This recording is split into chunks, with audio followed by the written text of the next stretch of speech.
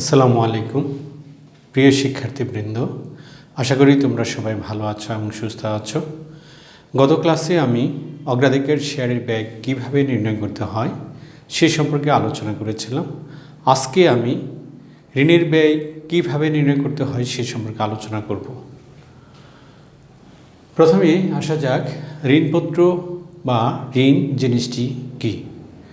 ঋণপত্র হলো একটি দীর্ঘমেয়াদী ঋণের দলিল যা বিক্রয় করে সাধারণত কোম্পানিসমূহ দীর্ঘ সময়ের জন্য মূলধন সংগ্রহ করে থাকে। এখন আসা যাক ঋণের ব্যয় জিনিসটি কী।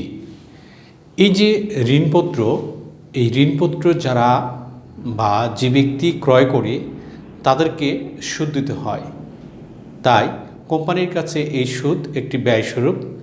এছাড়া ঋণপত্র বিক্রয় করার জন্য কিছু আনুষঙ্গিক খরচ হয়ে থাকে। এই আনুষঙ্গিক খরচও ঋণের একটি ব্যয়, অর্থাৎ ঋণপত্রে বা ঋণ সংগ্রহ করার জন্য ঋণদাতাকে সুদ দিতে হয়, আর ঋণপত্রগুলো বিক্রয় করার জন্য যে আনুষঙ্গিক খরচ হয় এগুলো কোম্পানির কাছে ব্যয়স্বরূপ। এখন এই ঋণের ব্যয় সাধারণত দুই প্রকার, একটি হলো অপরিশোধযোগ্য ঋণের ব্যয়, আরেকটি হলো পরিশোধযোগ্য ঋণের ব্যয়। গত ক্লাসে আমি অগ্রাধিকার শেয়ারের মধ্যেও বলেছিলাম অপরিশোধযোগ্য অগ্রাধিকার শেয়ার আর পরিশোধযোগ্য অগ্রাধিকার শেয়ার। সেখানে বলেছিলাম, নিশ্চয়ই তোমাদের খেয়াল আছে, যে অপরিশোধযোগ্য চেনার উপায় হলো উদ্দীপকে বা অঙ্কের মধ্যে যদি ঋণের পরিশোধের মেয়াদ দেওয়া না থাকে তাহলে সেটিকে আমরা বলবো অপরিশোধযোগ্য ঋণ, আর যদি ঋণের পরিশোধের মেয়াদ উল্লেখ থাকে তাহলে সেটিকে আমরা বলবো পরিশোধযোগ্য ঋণ। এখন আবার এই অপরিশোধযোগ্য ঋণের ব্যয় নির্ণয় করার ক্ষেত্রে এখানে দুটি সূত্র রয়েছে। প্রথম যে সূত্রটি সেটি হলো যে লিখিত মূল্য ও বাজার মূল্য দেওয়া না থাকলে এখানে একটি সূত্র রয়েছে। সূত্রটি হলো কেডি ইকুয়াল টু আবার স্মল লেটারের কেডি ইন্টু 1 - টি। সূত্রটির ব্যাখ্যা হলো এরকম, এই কেডি ক্যাপিটাল লেটারের ডি যেটা, সেটি হলো কর পরবর্তী ঋণ মূলধন ব্যয় বা ঋণের ব্যয়, আর ইকুয়ালের পরে যে স্মল লেটারের ডি যেটা, এটি হলো কর পূর্ববর্তী ঋণের ব্যয়। সূত্র 1 - টি, টি মানে ট্যাক্স রেট অর্থাৎ করের হার। এটি গেল প্রথম সূত্রের ব্যাখ্যা। দ্বিতীয় সূত্রটি রয়েছে, যদি ঋণপত্রের লিখিত মূল্য ও বাজার মূল্য দেওয়া থাকে। প্রথমটি হলো ঋণপত্রের লিখিত মূল্য বাজার মূল্য দেওয়া না থাকলে, আর দ্বিতীয়টি হলো ঋণপত্রের লিখিত মূল্য বাজার মূল্য দেওয়া থাকলে। সেই ক্ষেত্রে সূত্রটি কি, এখানেও কেডি ইকুয়াল টু আই। এখানে আই দ্বারা সাধারণত সুদের পরিমাণ নির্দেশ করবে, সুদের হার নয়। এখানে শিক্ষার্থী অনেক সময় ভুল করে থাকে, যদি উদ্দীপকে সুদের হার কথার কথা 10% দেওয়া আছে তাহলে 0.10 লিখে ফেলে। আসলে এখানে আয় দ্বারা সুদের হারকে না বুঝিয়ে সুদের পরিমাণ অর্থাৎ টাকায়, এখানে টাকাটা লিখতে হবে, পরিমাণ লিখতে হবে, গুণন 1 - টি, সেই অপরিশোধযোগ্য ঋণপত্রের মতোই সূত্র 1, অর্থাৎ লিখিত মূল্য বাজার মূল্য দেওয়া না থাকলে যেটা ছিল, এখানে 1 - তারপরে টি, টি মানে ট্যাক্স রেট অর্থাৎ করের হার, ডিভাইডেড বাই, এখানে নতুন আসছে ডিভাইডেড বাই এনএসপি। এনএসপির অর্থ হলো নিট সেলস ভ্যালু, বাংলা হলো নিট বিক্রয় মূল্য। এটি হলো অপরিশোধযোগ্য ঋণের। তাহলে দুটি সূত্র আমরা দেখলাম, প্রথম সূত্র আর দ্বিতীয় সূত্র। এখন এই পরিশোধযোগ্য ঋণের ব্যয়, অলরেডি আমি বলেছি যে উদ্দীপকে ঋণপত্রের পরিশোধের মেয়াদ উল্লেখ থাকলে সেটিকে আমরা বলবো পরিশোধযোগ্য ঋণের ব্যয়। এই পরিশোধযোগ্য ঋণের ব্যয়ের একটাই সূত্র রয়েছে, সেই সূত্রটি হলো এরকম, KD equal to I into 1 - T plus RV minus NSV by N divided by RV plus NSV by 2। তোমরা খেয়াল করে দেখো যে অগ্রাধিকার শেয়ারের পরিশোধযোগ্য যে আমরা সূত্রটি শিখেছি সে অনেকটাই সেরকমই, শুধু পার্থক্য কি, প্লাসের আগে এখানে ছিল ডিপি অর্থাৎ অগ্রাধিকার শেয়ারের লভ্যাংশ, আর এই ঋণের মধ্যে পরিশোধযোগ্য ঋণের মধ্যে এখানে আসছে I ইন্টু 1 - T, ডিপির পরিবর্তে শুধু এইটুকু নতুন সংযোজন, আর বাকি যে অংশটুকু রয়েছে সেই অগ্রাধিকার শেয়ারের মতোই সূত্রটি। তো আমরা এখন পর্যন্ত সূত্র জানলাম, সূত্রের ব্যাখ্যা জানলাম। আমি আবারও বলছি যে ঋণপত্রের ক্ষেত্রে দুটি সূত্র রয়েছে অপরিশোধযোগ্যের ক্ষেত্রে। একটি হলো ঋণপত্রের লিখিত মূল্য বাজার মূল্য দেওয়া না থাকলে, আরেকটি হলো ঋণপত্রের লিখিত মূল্য বাজার মূল্য দেওয়া থাকলে। এই দুইটা সূত্রই কখন হবে? এই দুটি সূত্রই হবে যদি উদ্দীপকের ঋণপত্রের মেয়াদ দেওয়া না থাকে। আর এখানে তৃতীয় যে সূত্রটি রয়েছে, উদ্দীপকের যদি ঋণপত্রের মেয়াদ উল্লেখ থাকে শুধুমাত্র সেই ক্ষেত্রে এই তৃতীয় সূত্রটি প্রয়োগ করতে হবে। এখন আমরা একটি উদাহরণ দেখিয়ে এই সূত্রগুলো ব্যবহার করার চেষ্টা করব। আমি উদাহরণটি তৈরি করে দিচ্ছি।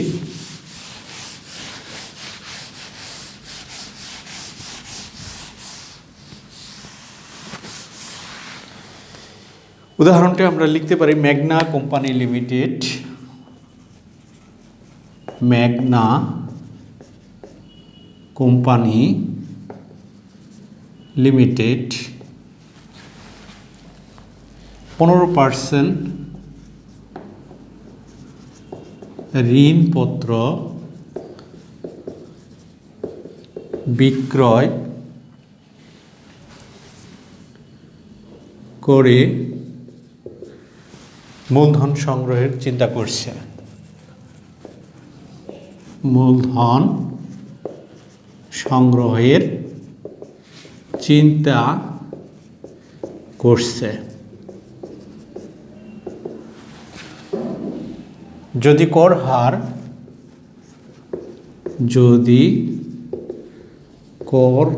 হার 40% হয় তাহলে ঋণের ব্যয় কত? দেখো এখানে আমি একটি প্রশ্ন বা উদাহরণ দেখালাম। ঋণের ব্যয় কত প্রশ্ন হয়েছে। এখন আমরা তিনটি সূত্রের মধ্যে দেখেছি ঋণের ব্যয় কত। এখন তোমাকে সিদ্ধান্ত নিতে হবে এটি যে দুটি প্রকারভেদ রয়েছে তার মধ্যে কোন প্রকারের মধ্যে পড়ে। তাহলে সেটি বের করার সহজ উপায় কি? এই উদ্দীপকটার মধ্যে দেখতে হবে ঋণপত্রের এখানে পরিশোধের মেয়াদ দেওয়া আছে কিনা। তোমরা খেয়াল করে দেখো যে আমি যে উদ্দীপকটি তৈরি করেছি বা উদাহরণটি, সেখানে ঋণপত্র পরিশোধের কোনো মেয়াদের কথা বলা নাই। তাহলে আমরা সহজেই ধরতে পারতেছি যে এটি একটি অপরিশোধযোগ্য ঋণপত্র। এখনও অপরিশোধযোগ্য ঋণপত্রের দুটি সূত্র রয়েছে। প্রথম সূত্রটি হলো যদি ঋণপত্রের লিখিত মূল্য ও বাজার মূল্য দেওয়া থাকে। এখন খুঁজব এখানে লিখিত মূল্য বাজার মূল্য দেওয়া আছে কিনা। খেয়াল করে দেখো এখানে লিখিত মূল্য ও বাজার মূল্য দেওয়া নাই। তাহলে প্রথম সূত্রটি দ্বারাই এখানে অঙ্ক করতে হবে। আর যদি ঋণপত্রের লিখিত মূল্য বাজার মূল্য দেওয়া থাকতো সেই ক্ষেত্রে আমরা দ্বিতীয় সূত্র দ্বারা অঙ্ক করতাম। তাহলে সেই ক্ষেত্রে আমরা লিখে ফেলব যে এরকম যে আমরা জানি কেডি সমান সমান সাংকেতিক চিহ্ন, ঋণপত্র ব্যয়ের সাংকেতিক চিহ্ন হলো কেডি। তাহলে আবার স্মল লেটারে কেডি ইন্টু 1 - টি। এখন দেখো এই যে কেডি স্মল লেটারের অর্থাৎ কর পূর্ববর্তী ঋণের ব্যয়, উদ্দীপকে যে পার্সেন্টটা দেওয়া থাকবে এত পার্সেন্ট শুধু ঋণপত্র বিক্রয় করে সেটাই এই স্মল লেটারের কেডির মধ্যে বসবে 15%। এখনও যদি আমরা এটি সূত্রে মান বের করি তাহলে এই ক্যাপিটাল লেটারে এটি আমাদের বের করতে হবে হোয়াট, আর স্মল লেটারে যেটা উদ্দীপকে সবসময় দেওয়া থাকবে সেটি হলো 15%। এই 15% যদি ভাঙায় 0.15, আর এই টি মানে ট্যাক্স রেট এখানে দেওয়া আছে করের হার 40%, এটা ভাঙালে 0.40।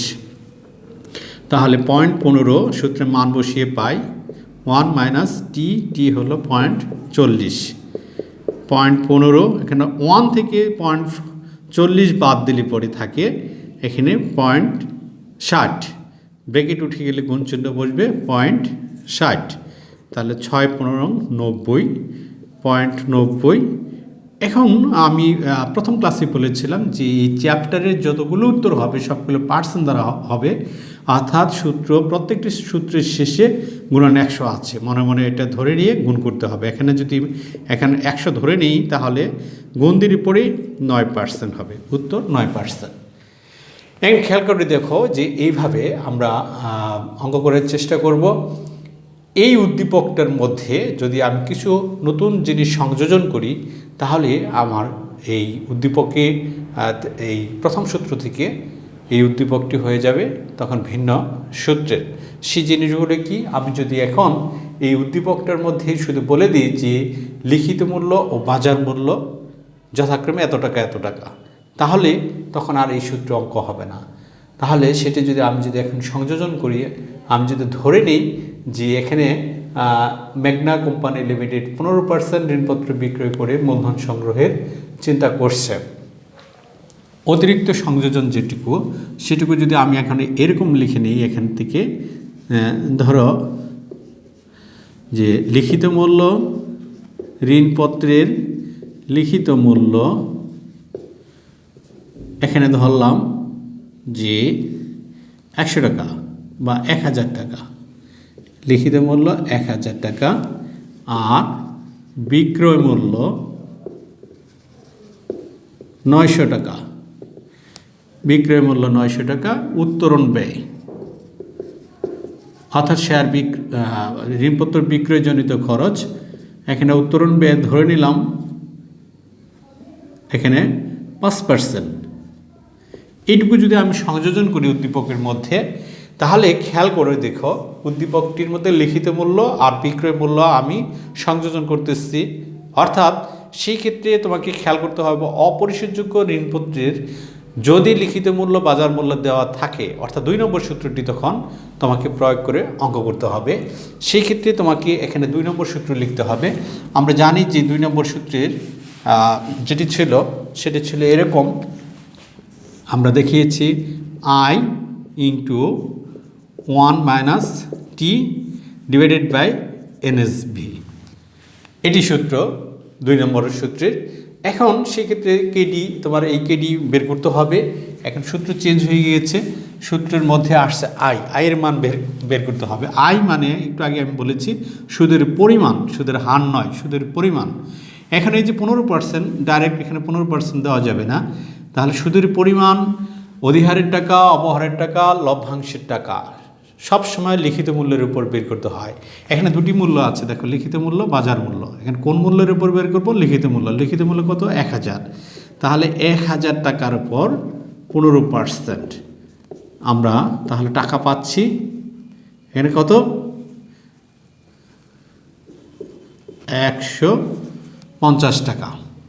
এরপরে সূত্র রয়েছে টি মানে আগের মতোই 40%, 0.40। আর NSV নিট সেলস ভ্যালু, এটি বের করার আগে তাহলে SB অর্থাৎ সেলস ভ্যালু, এখানে সেলস ভ্যালু মানে বিক্রয় মূল্য, বিক্রয় মূল্য আছে 900 টাকা। এখন NSV অর্থাৎ SV মাইনাস F, তাহলে NSV পাবো।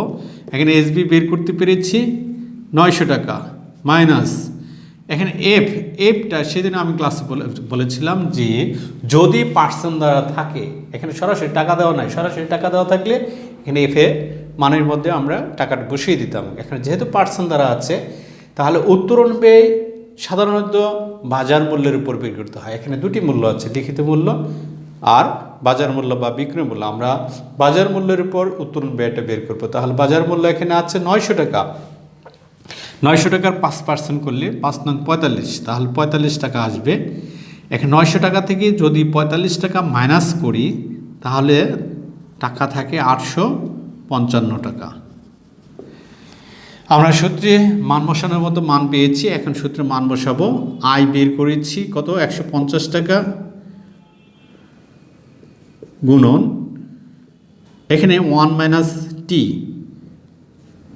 এখানে 1 - T পেয়েছি 0.40,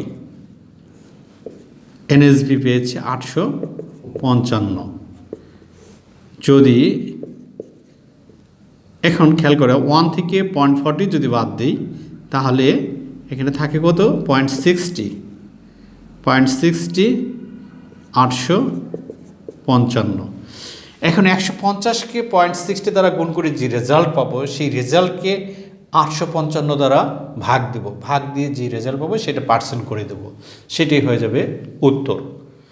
তাহলে শিক্ষার্থীরা খেয়াল করো যে এখানে প্রথম সূত্রে যে অঙ্কটি করেছিলাম সেখানে লিখিত মূল্য বাজার মূল্য দেওয়া ছিল না, মেয়াদ দেওয়া ছিল না। মেয়াদ দেওয়া না থাকলে অপরিশোধযোগ্য হয়, প্রথমত এটি খেয়াল করতে হবে। তাহলে মেয়াদ দেওয়া ছিল না আর লিখিত মূল্য বাজার মূল্য ছিল না, এই জন্য 1 নম্বর সূত্র করেছি। আর দ্বিতীয় সূত্রটি কখন হলো, যখন লিখিত মূল্য আর বাজার মূল্যটা সংযোজন করা হলো, তখন 2 নম্বর সূত্র হয়েছে। এখন 3 নম্বর সূত্র কখন হবে? 3 নম্বর সূত্রের প্রথম বৈশিষ্ট্য হলো মেয়াদ থাকতে হবে। এখানে এই উদ্দীপকটার মধ্যে আমি যদি বলে দিই যে পরিশোধের মেয়াদকাল 10 বৎসর, মেয়াদকাল দিয়ে দিলাম 10 বৎসর, এই উদ্দীপকের মধ্যে সংযোজন করলাম, তাহলে কিন্তু সূত্র এখন 1 আর 2 পরিবর্তন হয়ে সেই ক্ষেত্রে সূত্র হয়ে যাবে 3 নম্বর সূত্র। তাহলে 3 নম্বর সূত্রে পরিশোধযোগ্য সেটির ক্ষেত্রে কি করতে হবে? সেটির ক্ষেত্রে যে সূত্রটি আছে এরকম I ইন্টু 1 - t প্লাস তারপরে ছিল RV minus NSV by N, আবার RV প্লাস NSV বাই 2, এটি ছিল মূল সূত্র। এখানে এই মূল সূত্রে বের করার জন্য কি করতে হবে? সে আগের মতোই, সে আই আগের মতোই আছে। এখানে কত টাকা লিখিত মূল্য হলো 1000 গুণন কয় পার্সেন্ট? 15%, তাহলে 150 টাকা। আর আরভি মানে পরিশোধ মূল্য। একটা নিয়ম রয়েছে, গত ক্লাসে বলেছিলাম, উদ্দীপকে যদি আলাদা করে পরিশোধ মূল্য দেওয়া না থাকে তাহলে লিখিত মূল্যকে পরিশোধ মূল্য ধরে নিয়ে অঙ্ক করতে হয়। তাহলে এখানে লিখিত মূল্য দেওয়া আছে 1000 টাকা, এটি পরিশোধ মূল্য। অ্যান্ড এনএসবি বের করার আগে এসবি বের করতে হবে। এখানে এসবি মানে বিক্রয় মূল্য দেওয়া আছে 900 টাকা, আর এখন এনএসবি সে আগের মতোই, এখানে এসবি মাইনাস এফ, তাহলে 900, আর 900 টাকার উপর 5% বের করেছিলাম, তোমাদের মনে আছে, সেটা ছিল 45 টাকা। তাহলে এখানে দ্বারা 855 টাকা। এখানে এন অতিরিক্ত আসছে, এন মেয়াদকাল মানে 10 বৎসর। এখন যদি আমি সূত্র মান বসাই তাহলে এখানে 150 ইন্টু 1 মাইনাস টি হলো 0.40 প্লাস RV আমরা বের করেছি 1000 মাইনাস NSB পেয়েছি 855, এন পেলাম 10, আবার এখানে 1000 প্লাস 855/2। এখন এটি ক্যালকুলেশন করে যে রেজাল্ট পাবো সেটি হয়ে যাবে পরিশোধযোগ্য ঋণপত্রের ব্যয়। তাহলে খেয়াল করো যে আমরা এখানে আজকে একই উদাহরণ দিয়ে কিছু সংযোজন করে 3টি সূত্রে অঙ্ক করার চেষ্টা করেছি। প্রথমত আমি আবারও বলছি, প্রথমটি হলো যদি মেয়াদ দেওয়া না থাকে, পাশাপাশি বাজার মূল্য লিখিত মূল্য দেওয়া না থাকে, তাহলে 1 নম্বর সূত্র। 2 নম্বর সূত্রটি ছিল মেয়াদ দেওয়া থাকবে না, পাশাপাশি লিখিত মূল্য ও বাজার মূল্য এটি আবার দেওয়া থাকবে।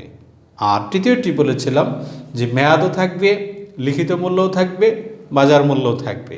এগুলো থাকলে তৃতীয় সূত্রটি হবে।